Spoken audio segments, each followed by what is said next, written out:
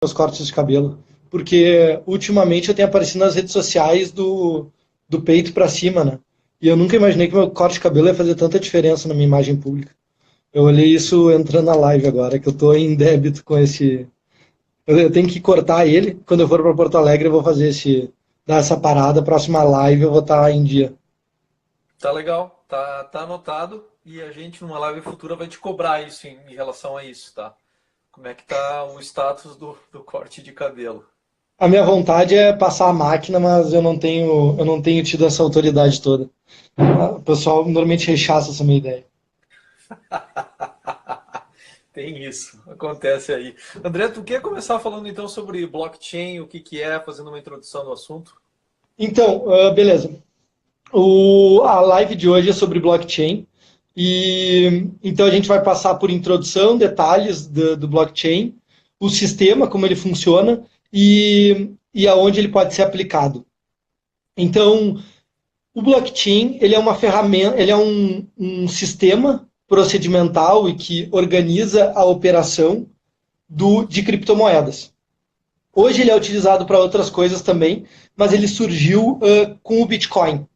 Então, só falando um pouco de Bitcoin, é a primeira criptomoeda. Bitcoin foi criado pelo. Eu me esqueci o nome agora, é um japonês. Só que ninguém. O mais engraçado é que é assinado por um japonês, mas ninguém sabe quem é essa pessoa. Então, ninguém sabe se é uma pessoa, se é um órgão, se é um governo, se é uma empresa privada, se é uma rede de empresas. Mas, enfim, eles desenvolveram o Bitcoin para a criptomoeda operar, eles desenvolveram um sistema de blockchain. Então, a grande razão do surgimento do blockchain é operacionalizar a criptomoeda do Bitcoin, que é a pioneira de todas elas. Depois tem o Ethereum e algumas outras subsequentes, mas as duas principais são Bitcoin e Ethereum. O que acontece? Blockchain, na tradução literal e de fato o que é encadeamento de blocos. Então, os procedimentos funcionam de maneira que blocos sejam encadeados e tornem a informação não só inviolável, mas também a informação compartilhada com todo mundo e garanta que essa informação não se perca no tempo. Bom, entrando em alguns detalhes, né? Ela surge em 2009, dessa maneira, criada por esse pseudônimo japonês. Ela atua em todos os segmentos, então ela não está só no sistema financeiro ou bancário. Para vocês terem uma ideia, a gente consegue usar blockchain, música, processo logístico, gestão de documentos, cartorário, sistema cartorário. Mas, enfim, esse é um detalhe que a gente vai aprofundar um pouco mais além, e principalmente pelo Piazza, que se preocupou bastante em detalhar esses pontos. Bom, como é que opera o blockchain?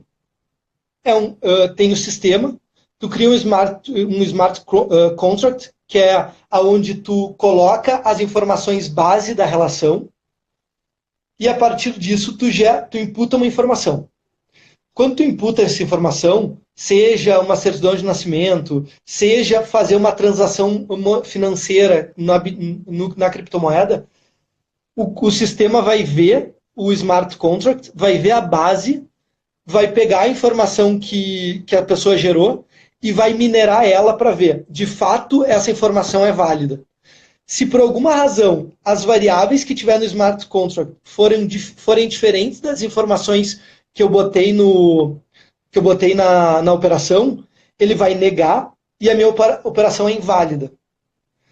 No momento que a minha informação bate com o smart contract e ela é verdadeira, fecha um bloco. O meu bloco é o 0, por exemplo. Então fechou o meu bloco. Logo, o Piazza ele vai colocar uma informação que vai bater com o smart contract, que vai ter essa mineração, e vai dizer, olha, o bloco 1 bate, é verdadeiro, e ele está encadeado ao bloco antecessor, que é o 0. Ok. Automaticamente, o bloco 0 não pode mais ser desfeito, por uma razão muito simples. A velocidade que esses blocos são minerados e encadeados é tão rápida que o tempo que tu vai demorar para desfazer o processo corrigir o bloco 0 e encadear de novo, vários blocos estão sendo encadeados. Então, o que tu teria que fazer? Vamos supor que eu encadeei o bloco 0, foi 1, 2, 3, está no 5. E eu disse, eu tenho que corrigir essa informação. Eu vou lá, mexo na informação, só que eu tenho que desencadear todas as informações e eu tenho que encadear elas antes que chegue o bloco 6. Só que provavelmente quando eu estiver no bloco 3, o bloco 6 já está sendo feito, o bloco 7 já está sendo feito, o bloco 8. Então eu não consigo alterar a informação. Por isso que a informação ela é considerada inviolável. E tem outro fator. No momento que esse bloco é encadeado, ele não é desfeito. No momento que ele não é desfeito, ele entra no livro razão, que é o livro que ele é espalhado e compartilhado para toda a rede. Então é mais ou menos como eu gravar na pedra uma informação. A não ser que aquela pedra suma, mas mesmo se ela continua existindo no planeta, ela não evapora, aquela informação está registrada. Só que isso acontece de forma compartilhada numa rede superpotente, que falam de 4 trilhões de bytes gerados por a capacidade do sistema. Então é um negócio inacreditável. E todo mundo recebe isso. Então ela é descentralizada e altamente compartilhável. Por isso que faz com que a informação não seja violável e a informação seja sempre registrada. Um exemplo mais recente que a gente tem, talvez de uma situação mais estranha, foi quando o Haddad registrou o seu plano de governo em blockchain. Ou seja, em 2140, a gente vai acessar o blockchain e vai ver que lá está a transação, lá está o plano de governo do Haddad do ano que ele não foi eleito. Mas vai estar lá. Então, se Twitter já é uma coisa que praticamente fica para a história, porque as pessoas esquecem de deletar, imagina o impacto que tem blockchain.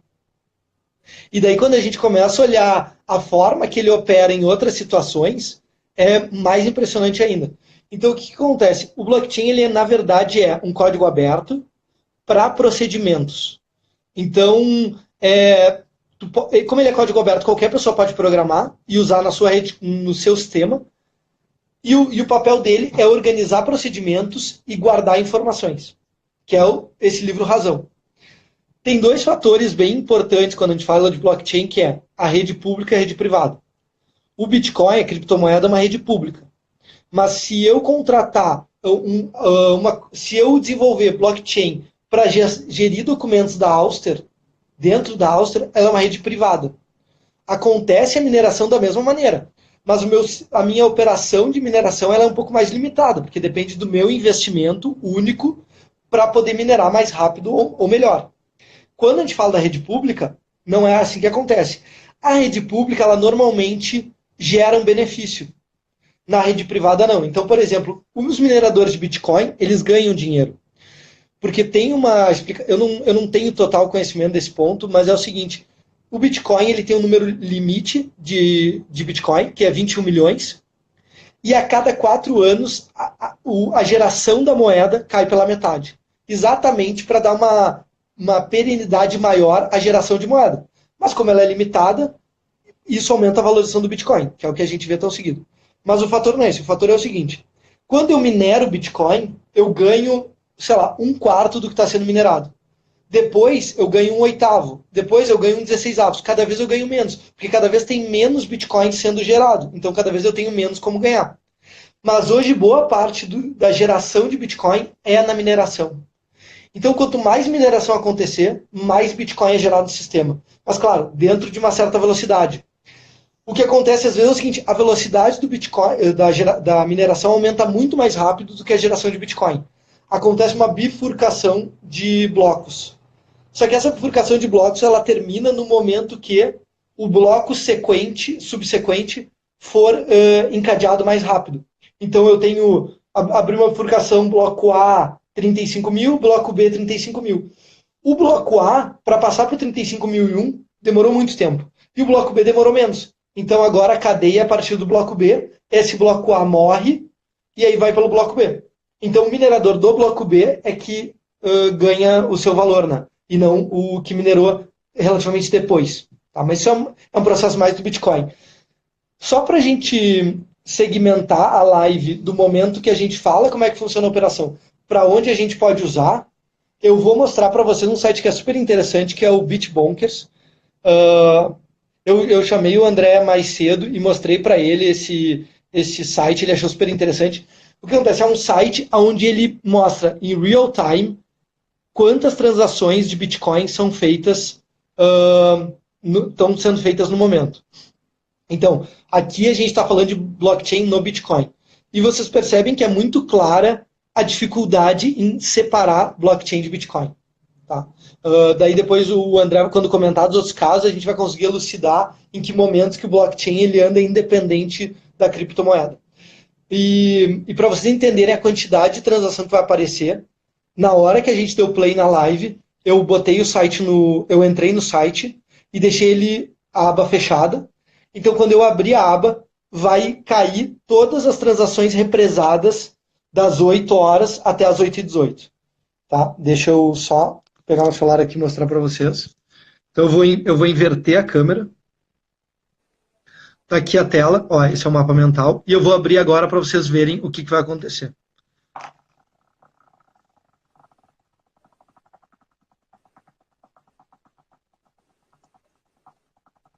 Isso é tudo que aconteceu de transação de Bitcoin em 18 minutos no mundo. Vocês vão ver que aqui tem uma escala de valor. Bolinha vermelha é menos de 1 Bitcoin e a bolinha roxa, que caiu uma só, é mais de 1.000 Bitcoins.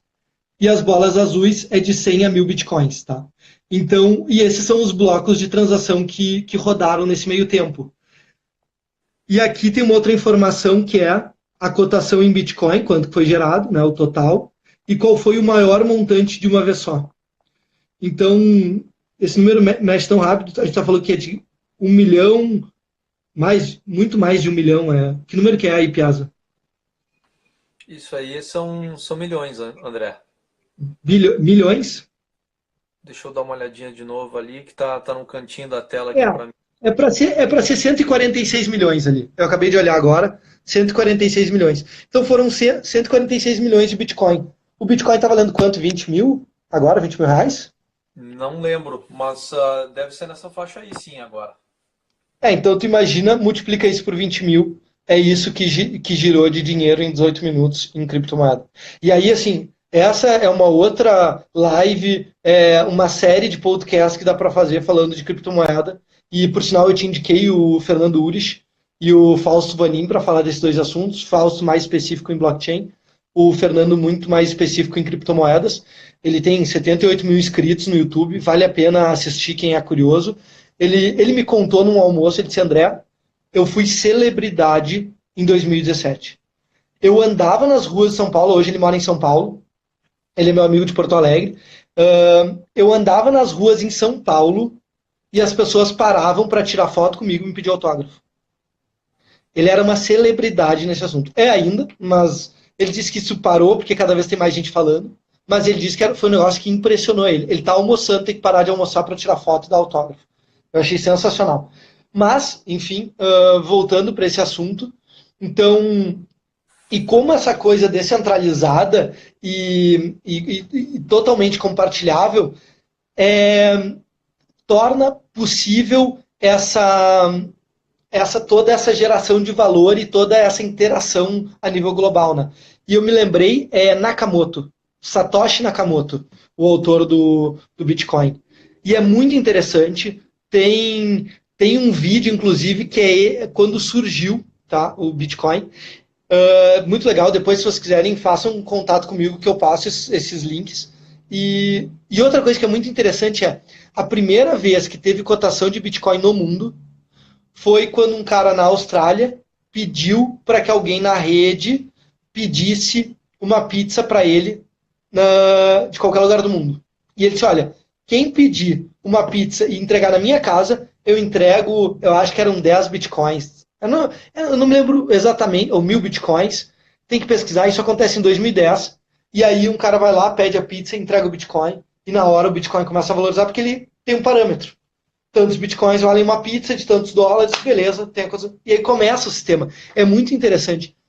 Não me surpreenderia se me dissessem que isso foi alguém da rede que desenvolveu o Bitcoin, dizendo, vamos fazer esse teste e ver como funciona. Porque durante um ano, Bitcoin não tinha valor nenhum. E assim, a gente vai ter essa noção de que Bitcoin era considerado uma moeda simplesmente virtual e de jogo. Quando se falava de Bitcoin, no início do Bitcoin, diziam como que essa moeda de jogo virou algo tão importante, porque Bitcoin começou em jogo. Então tu ganhava Bitcoins conforme tu ia fazendo um jogo. E que não tinha valor nenhum. Eu conheço um guri que ganhou mais de R$ 1 milhão em Bitcoin, porque ele jogava, era viciado em jogo, ganhava, e de repente, quando o Bitcoin gerou valor, ele, cara, eu tenho R$ 1 milhão em Bitcoin. É um negócio impressionante, né? A evolução do Bitcoin. Mas enfim, o nosso papo, na verdade, não é Bitcoin, é blockchain. E eu acho que agora a gente podia passar para esse momento do blockchain de falar das aplicações do blockchain. Eu acho que a melhor pessoa para falar disso é tu, Piazza. Pois é, bem interessante as histórias que tu nos contou, André, porque eu de fato eu não sabia que foi assim que foi precificado o Bitcoin, e até não vou entrar em tantos em detalhes porque a nossa live aqui é sobre o blockchain. Na verdade, eu acho que a grande mensagem é que eles estão relacionados.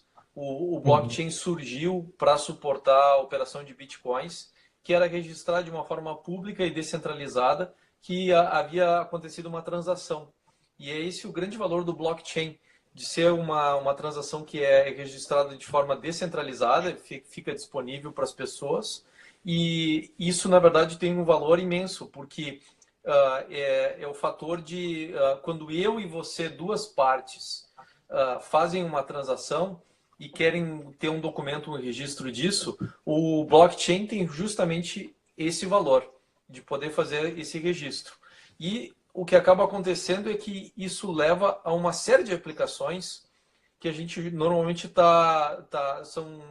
estão relacionadas a governo ou a entidades que certificam.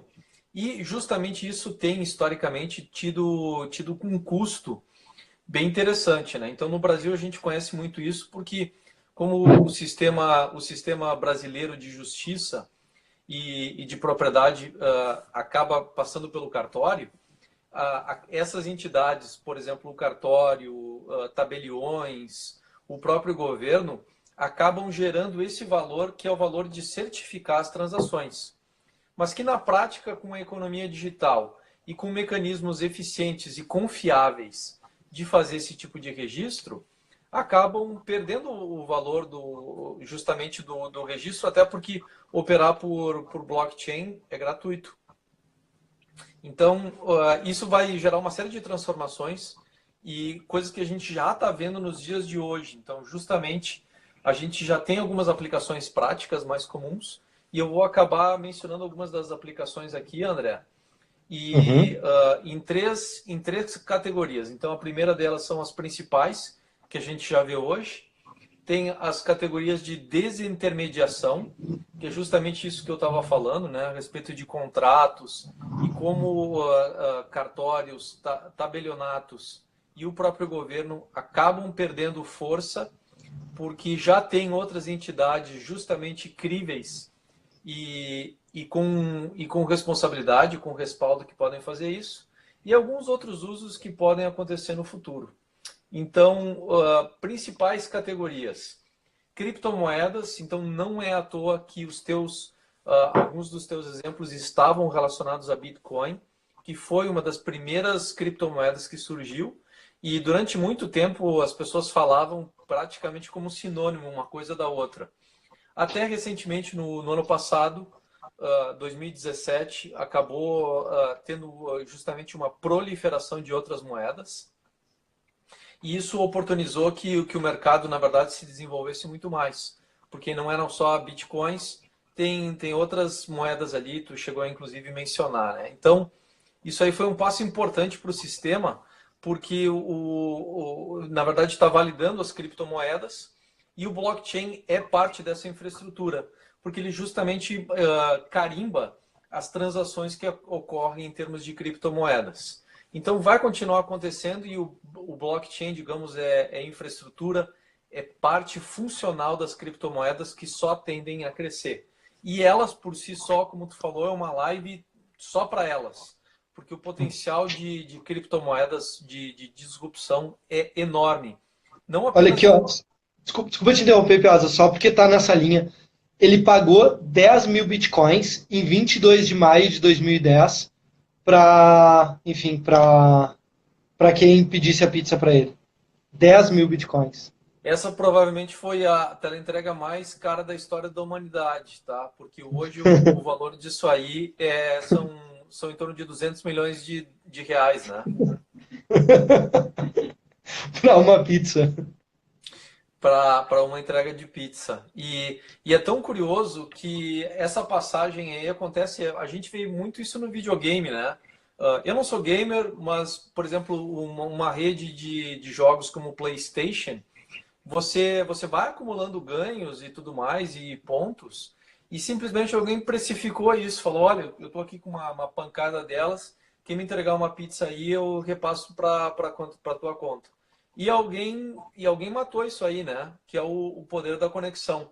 Então é bem interessante como isso aí foi precificado de forma totalmente arbitrária, e que hoje isso, depois de milhares de pessoas entrarem no sistema, e o sistema, enfim, ter as regras que tu mencionou, o valor de um Bitcoin está aí, é em torno de 20 mil reais no dia de hoje. Então, bem interessante isso, como foi feito tudo isso de forma descentralizada. E o blockchain, que é o nosso tema, é justamente parte da infraestrutura e parte da confiança do sistema. Porque se não tem alguém para confirmar que houve a transação num determinado momento, entre as determinadas partes, com um determinado valor, o sistema todo não tem credibilidade, não tem como operar, porque ninguém sabe quem tem o quê, né? Outras aplicações já disponíveis, tá? Na gerência da cadeia logística. Então, entram materiais, produtos acabados e tudo mais. É uma forma super eficiente na verdade, manter o dado registrado dentro da cadeia logística, inclusive quando elementos ou partes são criadas, né? Então, tem toda essa parte de documentação que é importante. Identidade digital, que eu acho, para mim, é uma das principais aplicações, porque no mundo digital, basicamente, eu até me pergunto por que as pessoas têm ainda carteira de identidade, esse tipo de coisa, CPF e tudo mais. Então, aquela ideia, aquele projeto de lei que existe já há várias décadas, que era o famoso registro único, e que teria, digamos, uma fonte única de verdade para o governo conseguir operar, o blockchain consegue validar, porque basicamente quando nasce um novo ser humano, você, em teoria, conseguiria registrar tudo o que acontece para aquele novo ser humano em termos de blockchain.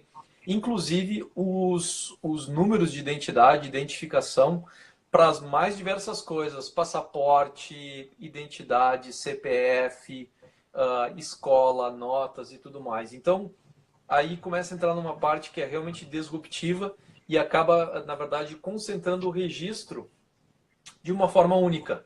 E uma das aplicações mais práticas, e que outra que eu me pergunto por que esse sistema não é adotado imediatamente, tá?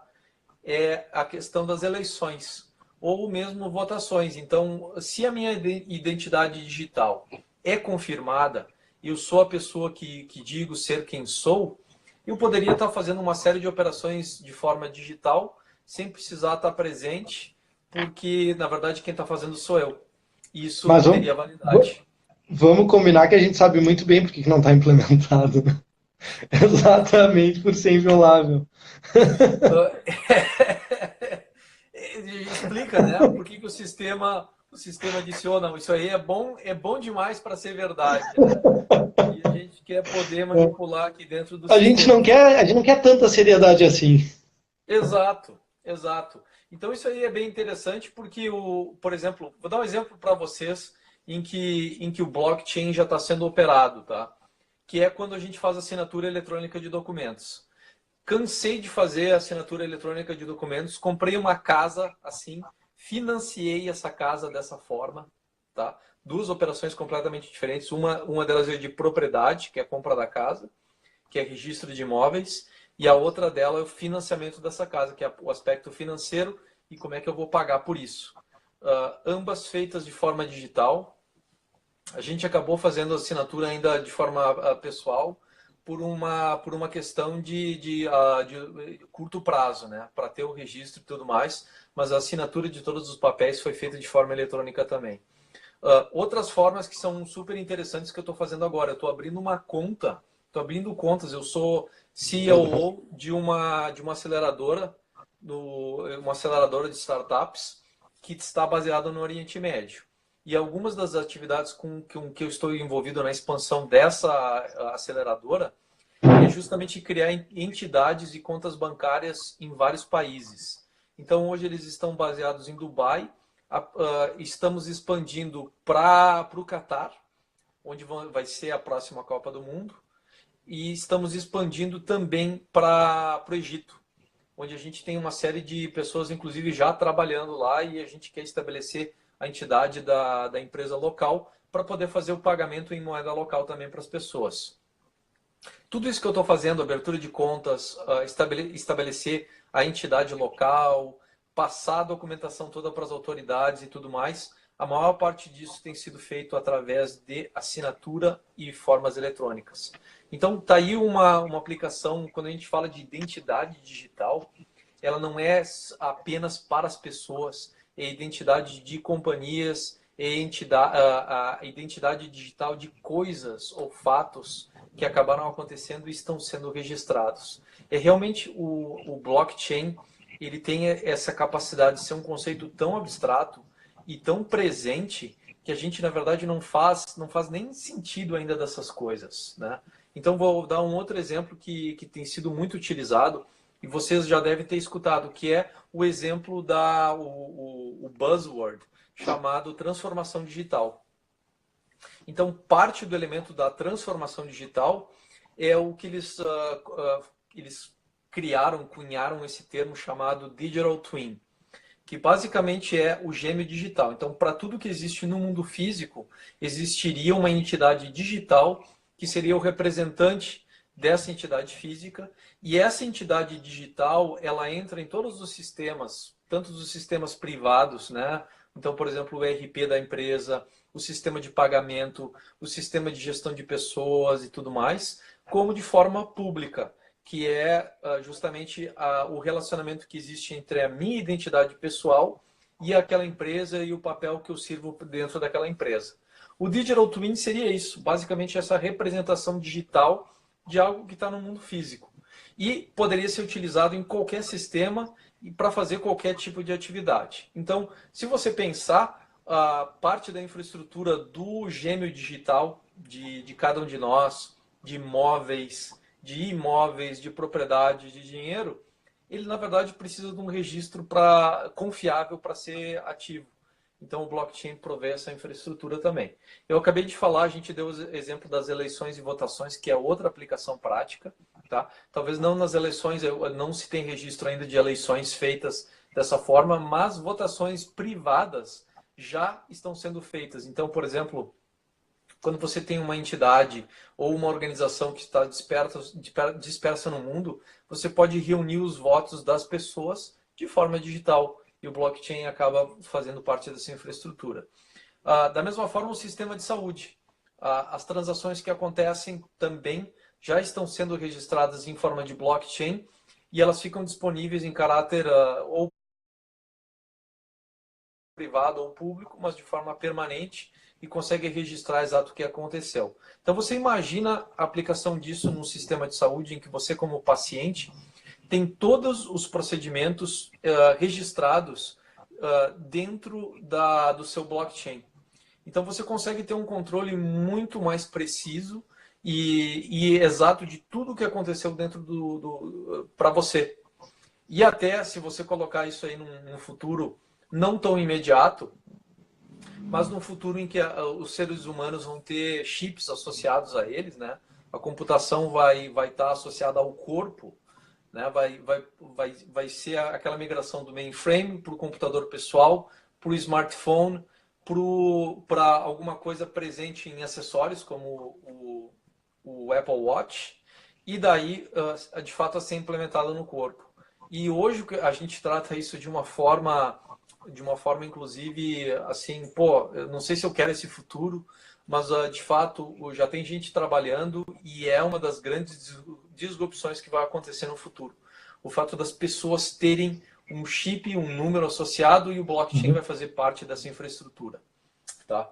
E, por último, outra das aplicações principais é o levantamento de fundos. Então, para campanhas, para entidades, para organizações. É basicamente algo que a gente vê na Auster e que remonta aí os primórdios da internet, quando as pessoas faziam campanhas para levantar dinheiro para causas, para pessoas, doações, etc. Né? Acho que um grande ícone disso aí é a campanha do Walter White, do Breaking Bad, que foi uma das que ficou estabelecidas aí como digamos, caricatura aí do mundo real do que acontece, né? Um exemplo humorístico, né? Enfim, das artes, retratando o que aconteceu na prática. E pensa, André, em termos da Auster, como se fosse, né? Então vamos pegar o exemplo aí do projeto do teu irmão, tá? Felipe tem o projeto da carreteira austral, Que por sinal, bateu a meta hoje, 105%. Tá? Ontem andou 12%, então saiu de 85 para 97 e hoje no início da manhã chegou a 105. Cara, foi uma super conquista. Ele tá super feliz, eu tô super feliz. Eu vi um monte de gente que se dá bem com os dois ali na campanha. E olha, essa campanha realmente foi bem emblemática, é bem legal. Quem tiver curiosidade de acessar o site da Auster e conhecer no detalhe, a gente teve desde pizza até fotografia sendo vendida, e quem quiser apoiar ainda está valendo. Ó, eu vou comprar uma Só pizza. fazer o jabá da Auster, né? Tá feito o jabá. Inclusive, eu peguei esse exemplo aí porque eu sabia que tu ia trazer os dados aí do progresso e tudo mais. Ontem a gente conversou e tu me falou que estava em 92%. Então, eu já imaginava, ó, vai estar ali na cara do gol. E, de fato, passou. Então, antes do prazo, projeto 105% financiado. Parabéns para o Felipe. Parabéns para vocês também. Um passo importante aí para cada um de vocês. E também para quem colaborou, né? Porque vai estar recebendo benefícios, vai estar recebendo recompensas. E tu sabe que eu tô chegando agora, eu vi que entrou mais um aporte, a gente está com 99, alguma coisa por cento de arrecadação em relação às metas que foram lançadas nas campanhas esse ano. Fantástico. É impressionante. De manhã, às 2 da tarde, estava 98,9 e daí entrou mais. Então, assim, eu calculei por cima, mas a gente passou de 99. Cara, está quase com 100%. Tiveram campanhas que passaram muito, outras menos, algumas não atingiram, mas na média a gente está com quase 100% de arrecadação em relação ao que lança. Então, queria também dividir Parabéns. esse meu orgulho. Porque é sinal Não, de um trabalho bem feito, né? De uma pesquisa bem feita, de uma estratégia bem montada. E são 9 campanhas, 8 campanhas que já concluíram até agora. E, cara, todo mundo feliz, curtindo, sabe? Dando, enfim, agradecendo todo mundo que pode apoiar. É muito, cara, é muito legal. Toda vez que a gente fala na Áustria, eu me orgulho bastante. sim, cara. Esse é importante ressaltar que esse número aí, o do atingimento, a meta é 100%. A meta não é 102, 110, 120. A meta é 100% porque é simplesmente a tua capacidade de estabelecer um objetivo e de atingir aquele. Porque se tu tivesse com 120%, isso significaria que as metas que tu estabelecendo para os projetos está abaixo do que eles conseguem entregar. Então, isso demonstra a seriedade, o comprometimento e valida aquele trabalho que tu chama, né, de barriga no balcão, que é, no início, entender como é que essas coisas funcionam, fazer isso de forma manual e fazer isso através de relacionamentos, e aí, com o tempo, poder desenvolver regras de negócio e automatizar algumas dessas coisas, né? Mas realmente bem legal tu chegar no final do ano e tá atingindo a meta, André. Parabéns. Obrigado, obrigado. Mas, enfim, retomando o fundraising e falando da Auster, foi que eu te interrompi. Eu estava falando que essas transações todas que acontecem na plataforma, no caso a Auster, elas são super relevantes e elas podem ser registradas através de blockchain também. Então, na verdade, quem fez os aportes, o que foi prometido como recompensa, qual era o goal da campanha, fazer o registro da campanha em si e tudo mais, e consegue se ver, então, de forma, pode ser público ou privado, o quanto isso foi sendo atingido ao longo do tempo. Então, é uma forma de registro de dados. Isso também é uma das utilizações possíveis do blockchain. Eu tenho Na algumas... verdade, na Áustria eu tenho duas possibilidades de utilização, né? Uma é gerindo documentos e informação, e a outra é recebendo aporte com blockchain. Então, daqui a pouco uma pessoa olha e diz, olha, eu tenho um monte de blockchain, eu vou apoiar um atleta dando meio Bitcoin, ou meio Ethereum e tal, porque tu pode segmentar nessas moedas, não são unidades indivisíveis. Então, eu tenho duas formas, né? Eu posso usar o blockchain na transação financeira, como eu posso usar na transação de informações também e no registro e inviolabilidade da informação. Então eu tenho duas Exato. possibilidades e eu acho super interessante.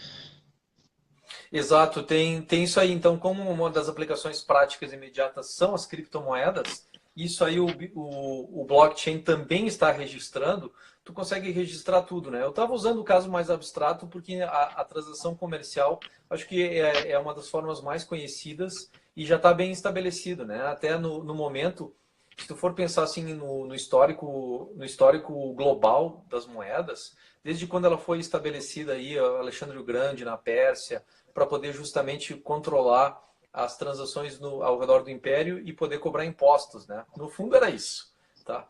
E ao longo do tempo, quando se criou, por exemplo, o conceito do lastro do dinheiro também, são O formas ouro. de registrar e são formas de, na verdade, valorizar. Então, por exemplo, o mercantilismo, que foi algo que surgiu aí depois da Idade Média, e surgiu justamente para os governos locais, que eram reis, conseguirem estabelecer uma ideia de riqueza e poder fazer comparativos, entendeu, com outros países, dentro do próprio o registro interno de riqueza. E no fundo era para poder cobrar mais impostos de quem tinha mais, né? Ou poder fazer um controle. Então, quando surgiu isso, as pessoas conseguem, é uma forma de trazer a abstração para um caso bem concreto. Que, em vez de te pagar com 100 milhões de dólares, né, que foi o caso lá daquela transação de pizza, eu vou, na verdade, te pagar isso através de frações de criptomoeda. Então fica fácil para as pessoas registrarem que isso aí, na verdade, é feito de forma descentralizada e disponível, né? Eu tenho algumas outras aplicações aqui de desintermediação que eu vou mencionar, então, que são quatro, tá? Desintermediação vai naquela linha de remover um player ou uma entidade da transação. E eu falando sobre isso, é a parte que eu acho super relevante. Porque se eu quiser, por exemplo, te passar, fazer uma troca contigo, André, eu não preciso do governo no meio, eu não quero ter um cartório no meio, eu não quero ter um tabelionato, eu não quero ter alguém para certificar isso. Se eu sou uma entidade, digamos, reconhecida e tem confiança dentro do sistema, e tu também, não tem motivo para ter mais alguém intermediando essa transação. Tá? E eu acho que isso, na verdade, é o futuro. Além disso, isso tem mudanças drásticas. Assim, mas não é coisa pequena. São mudanças muito grandes e que provavelmente vão exigir uma mudança muito grande da mentalidade das pessoas. E muitos monopólios, muitas fontes de riqueza vão ser completamente desvalorizadas do dia para a noite na hora que isso aí começar a acontecer. Vou dar um exemplo para você, e assim, um exemplo drástico, dramático, mas para as pessoas terem ideia do que eu estou sugerindo aqui que possa acontecer, que vai acontecer algum dia. Uma das razões para existir governo é a emissão de moeda. E justamente fazer o controle disso de forma local. Quando eu tenho uma moeda global, digital, disponível, como é o caso das criptomoedas, eu simplesmente não preciso mais reportar para o governo o que eu tenho em termos dessas moedas. Eu não preciso que as minhas transações passem por uma entidade validadora, que é a forma como os governos hoje controlam esse tipo de coisa. Então, por exemplo, se eu compro um terreno e eu faço um pagamento disso aí, isso aí, na verdade, é taxado pelo governo. E nessa transação que passa pelo cartório, já é recolhido o valor que é depositado para o governo a respeito dessa transação. Na hora que eu tenho o blockchain e eu consigo registrar isso de forma através do sistema, primeiro que eu não preciso ir para o cartório. Segundo, que eu não preciso pagar a taxa deles. E terceiro, como é que eu conto para o governo que isso aconteceu? Então, os governos já sabem disso e é uma forma que hoje eles não têm controle sobre isso. Quanto você tem de criptomoedas e tudo mais, é uma forma, inclusive, do crime internacional, inclusive do terrorismo, de se autofinanciar. Que, na O verdade, Panama Papers pegou muito isso, né? Panama Papers aconteceu há uns 2 anos, se eu não me engano, e um dos cases era exatamente esse. Olha, ninguém se deu conta porque teve muita criptomoeda envolvida. E girou muito dinheiro sem ninguém se dar conta. Tem esse lado que é o lado negativo, né, da criptomoeda e do blockchain. exato, que, digamos assim, faz parte, né? Como a internet, na hora que as pessoas começaram a se conectar, tem o Dark Web também, em que acontece um monte Deep Web. dessas transações e tudo mais. Inclusive, ali a Assange, o outro cara também, o Edward Snowden, né? Então, são grandes exemplos clássicos de justamente o momento em que isso aconteceu, as coisas mudaram. Então, assim, voltando ao meu exemplo, um dos motivos de existir governos é a emissão de moedas, outro motivo é a cidadania e a emissão de passaportes. E na hora que você começa a ter identidades digitais, você tem um mundo conectado e globalizado, e você não precisa mais reportar essas transações, porque eu e você já somos críveis o suficiente, o governo local perde completamente o sentido, ou se desvaloriza. Né? Então, é bem interessante isso, que à medida que a gente começa a discutir o valor do Estado, o papel dele e tudo mais, que essas mudanças estão para acontecer e a infraestrutura está começando toda a ser montada e está disponível. Então, isso vai ser o motivo, essa desintermediação pode ser dramática ao ponto não só de tirar, digamos, a burocracia do sistema, mas de simplesmente colocar uma disrupção a ponto de fazer governos terem um papel muito menos essencial na vida de todo mundo. Isso vai ser, são discussões assim realmente fascinantes e são exemplos dramáticos, né? Um exemplo que eu gosto muito de trazer para as conversas e que as pessoas não sabem é a cidadania. Então, por exemplo, a cidadania é algo que é reconhecido que é emitido e reconhecido por cada país de forma diferente. Então, eu posso ser cidadão, vamos dar um exemplo aqui, cidadão da Dinamarca, e essa cidadania não ser reconhecida pelo governo da Croácia. Sim. Tá?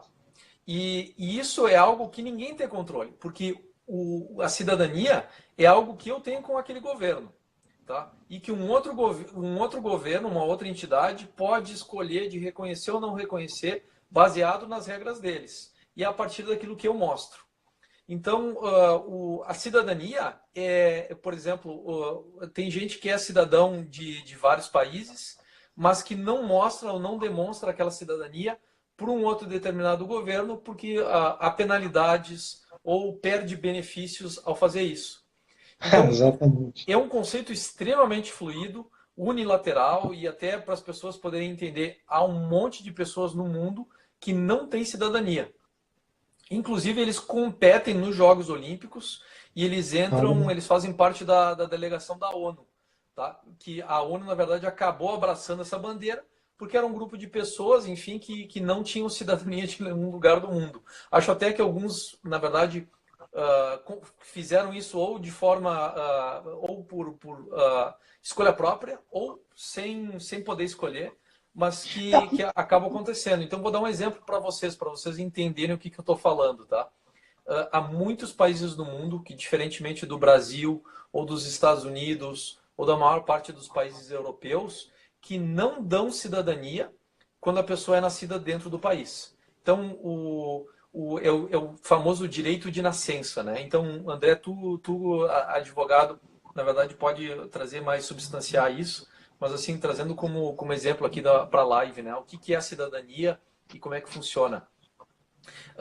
Irlanda, por exemplo.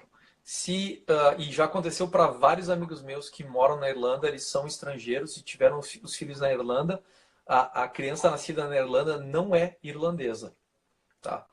Então, Eu não Brasil tem... sabia, eu não sabia de que isso era tão comum assim. Eu sabia que acontecia, mas eu achei que era casos raros.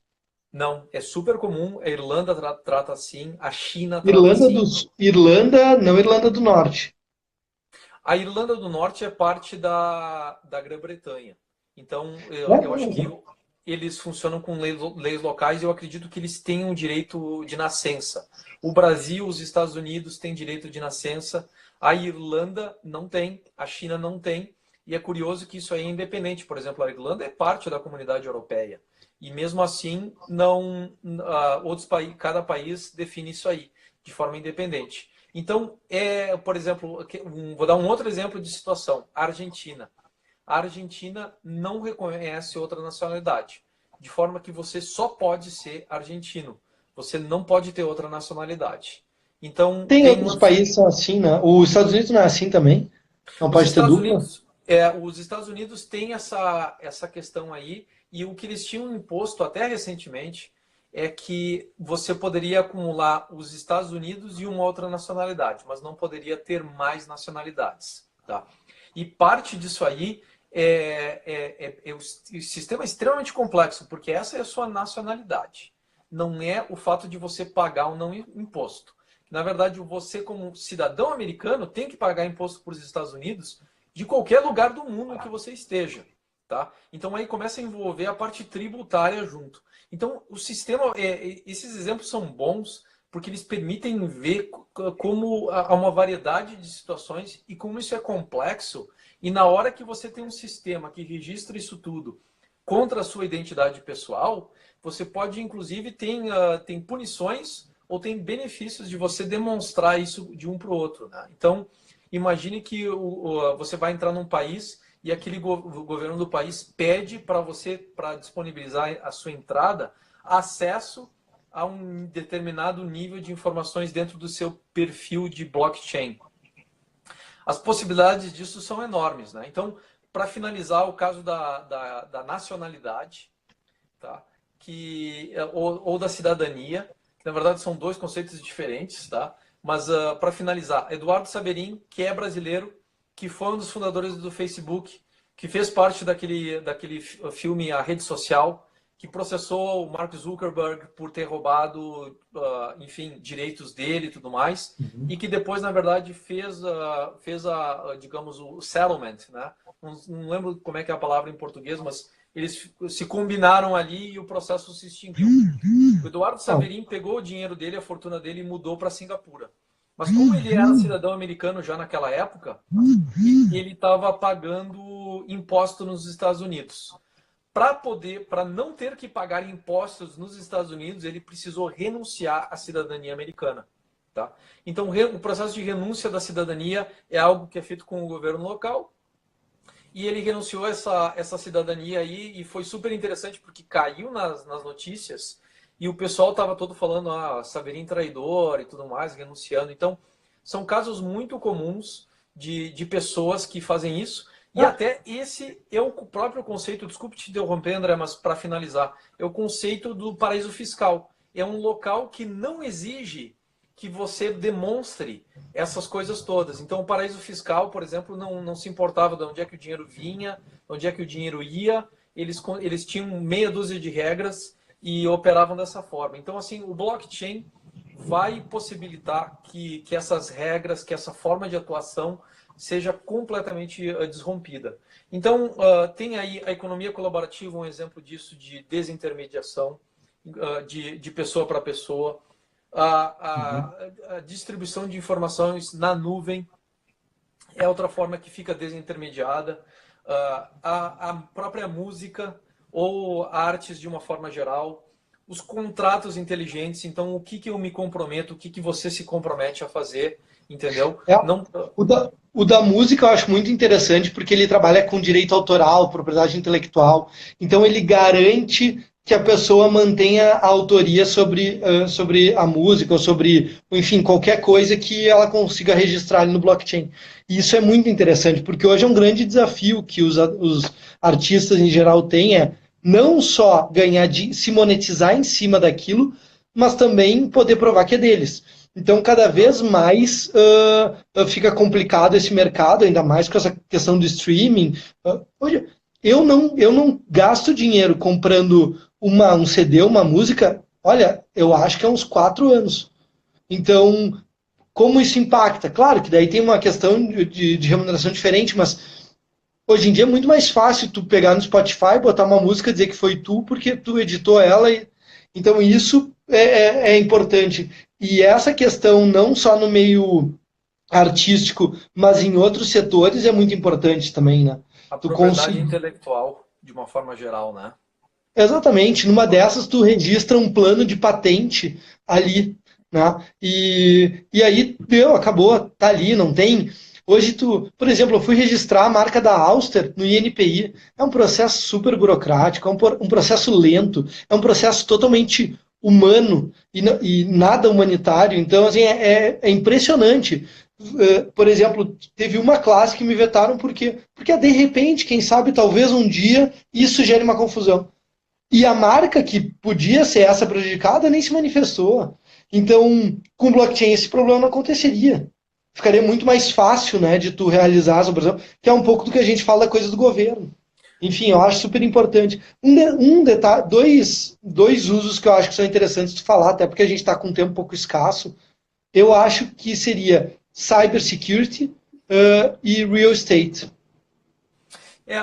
Para finalizar, então, eu ia citar esses outros usos, né? Então, segurança digital, por exemplo, um dos aspectos da segurança digital por exemplo, a segurança do dispositivo, tá?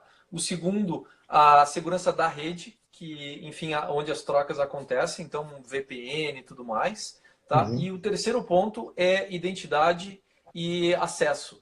Então, na verdade, quem sou eu? Qual é o meu papel dentro de um sistema e o que é esperado que eu realize dentro dele. Então, com o blockchain, eu consigo registrar isso de forma mais fácil, porque na hora que eu valido a minha identidade, eu já estou passando essas informações todas. Olha, eu dentro desse papel aqui, então, dentro do Instagram, eu sou usuário e uma das coisas que me é permitido fazer é live. Então, o sistema vai me aceitar, vai falar, não, o André estava aqui praticamente diariamente, ele tem uma live e tudo mais, tá? E vai nos aceitar. Da mesma forma tu, André. Live Aventureiros, quando tu chega aqui às 8 horas da noite, tu entraria porque o sistema já sabe, não, o André é usuário registrado, é admin da Live Aventureiros, entendeu? Então, assim, para colocar em exemplos que a gente já usa no dia a dia. Tá? Então, esse é o exemplo da cibersegurança. E o outro exemplo que tu falou de propriedade, de imóveis, é aquilo que a gente comentou anteriormente. Eu comprei uma casa, e eu fiz o financiamento dessa casa e isso tudo foi registrado de forma eletrônica. Eu tava correndo e assinando isso aí no celular, tá? Então, assim, realmente é impressionante as possibilidades disso tudo e a rapidez e tudo mais. E naquela época eu estava ainda assinando, apertando o botão e tal. Cara, hoje em dia é com polegar ou até a identificação visual, tá? Então, assim, todos os recursos já disponíveis para nós, já dentro do sistema. Isso que eu acho que é importante deixar claro, que a gente mostrou vários exemplos de utilidade, mas eles se baseiam basicamente em quatro grandes razões, que seriam a questão financeira, a questão de gestão de documentos e registro de informações, né?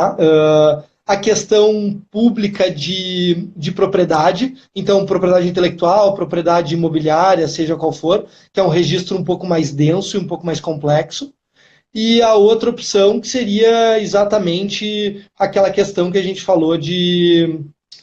Me fugiu agora, que seria basicamente organizar os processos, né? Então, ter os processos mais organizados. Então, quando a gente está falando de rede pública e privada, a gente consegue segmentar isso, né? E aí, só ressaltando que a Auster, como sendo um financiamento coletivo, ela poderia usar de dois papéis, que é o financeiro, recebendo Bitcoin como apoio, e de gestão de documentos e informação interna para garantir a perenidade daquela informação sem maiores riscos, né? Então, eu acho que é isso, ao meu ver, André. Não sei se tu tem mais alguma coisa. A gente está com pouco tempo, né? Não, ele vai daqui a pouco aí, vai dar mais 2, 3 minutinhos aqui, a gente já está finalizando, né? Eu acho que a pergunta que fica no ar é quanto valeu essa live aqui? Então, assim, para o pessoal que estiver assistindo agora, quiser deixar nos comentários quantos bitcoins eles vão nos pagar, tá? Por essa informação. E para quem está assistindo depois, pode nos mandar através de DM também, né? A gente tá aí. Vamos ver quanto valeu essa live aí na sua opinião. Vamos ver o que o pessoal responde, se paga em Bitcoin, se paga em real, se paga em dólar, ou se paga em mercadoria também. E a gente pode, inclusive, aquilo que o pessoal se comprometer, de fato quiser, a gente pode registrar em blockchain, né? A live do dia 13 de dezembro de 2018 valeu 3 pedaços de banana, né?